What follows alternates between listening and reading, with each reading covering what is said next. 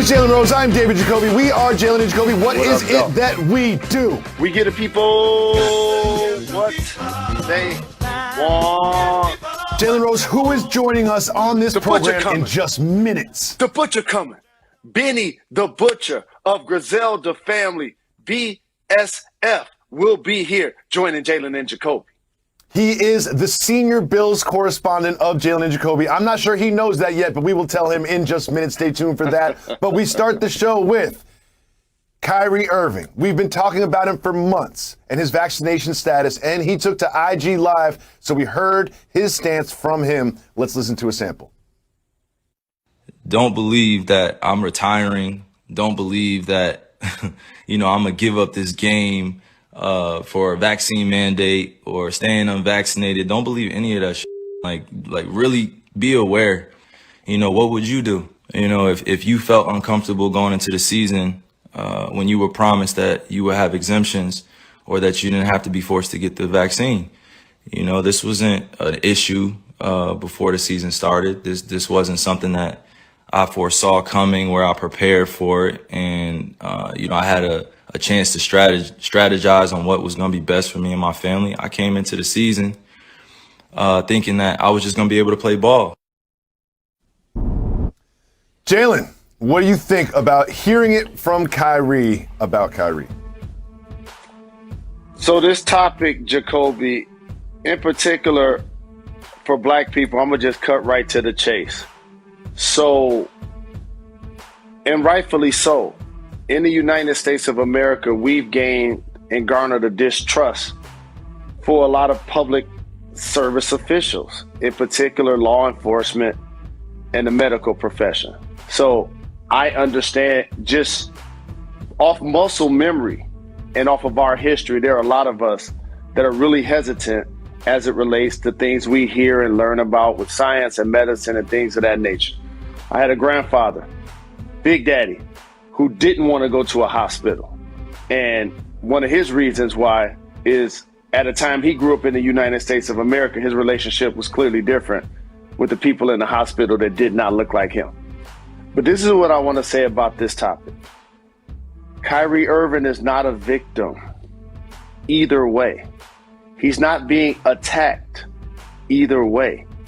If he chooses not to get vaccinated, and again, that's his choice, he will still get 50% of his salary this year, which is around $18 million, and he remains unvaccinated, and that's okay. But whether he's vaccinated or unvaccinated, in this case, being unvaccinated does not make him a hero. Like, in so many cases, what we end up doing is, and rightfully so, when you've been a marginalized community, you like to see people rage against the machine. And so in this case, it seems like he's raging against corporate America by not getting vaccinated and taking that stance, which he has the right to take. And because he's taking that stance, he's allowed to keep that stance. But I don't look at it like when Colin Kaepernick took a knee before a football game during the national anthem, or like what Muhammad Ali did, the shoulders of the giants I stand on in front of me. We're conflating the scenarios. He's not a victim. He's not forced to be vaccinated. How about this, Jacoby? I like traveling abroad. I can't go without a passport.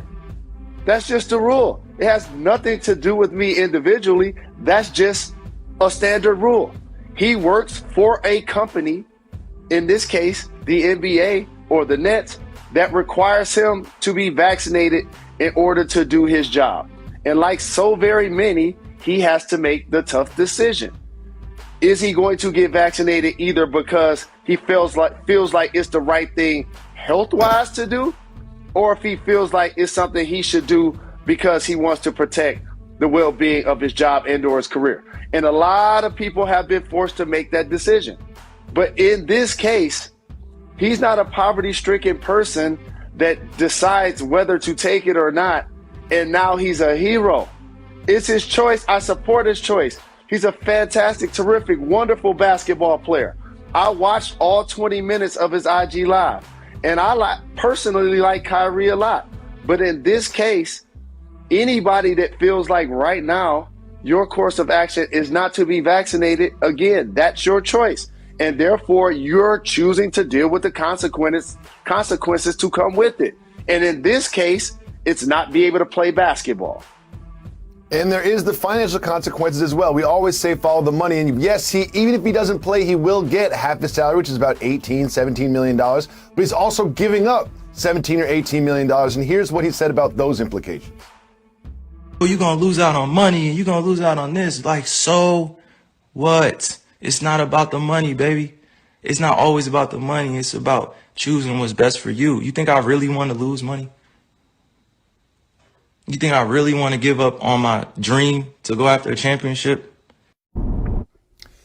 Jalen, after watching this IG Live, I sympathize a little bit more with Kyrie Irving. It was good to hear from him. I don't agree with his decision not to get vaccinated for health reasons and money reasons and basketball reasons.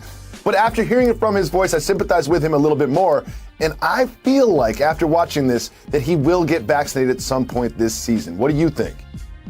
I agree with you. I think in a lot of ways he hedged his bet, so to speak, and acknowledged that while he's still not currently vaccinated, that he's not against being vaccinated. And that's my point about perpetuating a conversation about whether somebody should or shouldn't be vaccinated. You're not raging against the machine if you're not vaccinated. I just want to make sure I stress that. You're raging against science is actually what you're doing. This is not a political thing, and not being vaccinated doesn't make you more or less conscious. Like, not being vaccinated is not an issue of your civil consciousness. Those are different topics. This is not something that's political. This is something that's scientific. And again, if he chooses not to do it, which he currently hasn't, it's his choice. But I believe at some point he will. But this is what I also want to say that's extremely important. So now he's fostered a conversation because he's on a contending team that plays in New York and not going to be able to participate. And it ain't just us in the media. I got to tell you guys something. And it ain't just fans. People bet on this stuff. And that's how people make their salaries in the NBA also. So it's bigger than just like, you know, we're caring about him in particular. He's an important dynamic player. But here's what I want to also stress. For those who have already gotten vaccinated, I need y'all to stop cheerleading those who choose not to get vaccinated. And in this case, for example, if he does choose to then get vaccinated, because we are public figures, Jacoby, and people do listen to what we have to say, that's why we're endorsers. That's why we sell jerseys. That's why we sell products. That's why we do speaking engagements as public figures. It's just unfortunate the trail of people that cheers and celebrates him not getting vaccinated. And then if and when he does, it's almost like he's a hero that had to cave into the machine in order to go back to work. But what about all of the people that you just sold that I'm not going to do it until I learn more, but then you go do it? They don't get the opportunity to make $35 million a year. And I got to also say something about this. There's nothing more important to me than my faith and my sanity and my integrity. But we all have to do what's right to make decisions to feed our family and be responsible. In particular, if you're a part of a team or if you're a part of a family. You can't just move, David Jacoby. You're a husband with 3 kids. You can't just move and only think about you. That's how it works with family. That's how it works with team. Well, we will see what happens. Both Jalen and I think that eventually he will be vaccinated, but we'll keep an eye on that. But in a hypothetical world in which he is not vaccinated, let's just take a look at this Nets roster. Because with or without Kyrie Irving, I believe this is the best team in the Eastern Conference. And just to refresh your memory, they have Patty Mills. They're also doing their sort of senior citizen lineup the way the Lakers did. They got Blake Griffin, LaMarcus Aldridge, Paul Millsap, and an exciting rookie in Cam Thomas. In my mind, this is the best team in the Eastern Conference. I know you disagree. Who do you think are the class of the Eastern Conference? So the good thing is that they have Kevin Durant and James Harden, and both of those guys are going to be crazy dynamic. Shout to Patty Mills, who shot down Team USA this offseason. And you mentioned Cam Thomas, who's going to light it up as a rookie. I'm happy to see Bruce Brown in the starting lineup. Big shout to LaMarcus Aldridge for being back into the league, but let's not ignore Jacoby while LaMarcus Aldridge retired. And how old he is at this point of his career. And the strengths of his game, offensively, a bucket. In particular, on the left side, turnaround jumpers get you dizzy. Signature move. Should be actually going to the Hall of Fame. Love his game, points and boards. But at this point of his career, not a defender of the rim. And who's going to slow down Giannis? As a matter of fact, put their lineup back up there again. I'm so tired of you doing this. Okay. I'm so tired. Who's going to slow down KD? I'm so tired of it. Who's going to slow down Giannis? If no one can slow down Giannis, no one can slow down James Harden, no one can slow down KD. They're some of the best players in the league. I got another team for you, family. It's because we underestimate what Giannis, Middleton, and Drew Holiday did this past season, right? LaMarcus Aldridge, Paul Millsap, and Blake Griffin.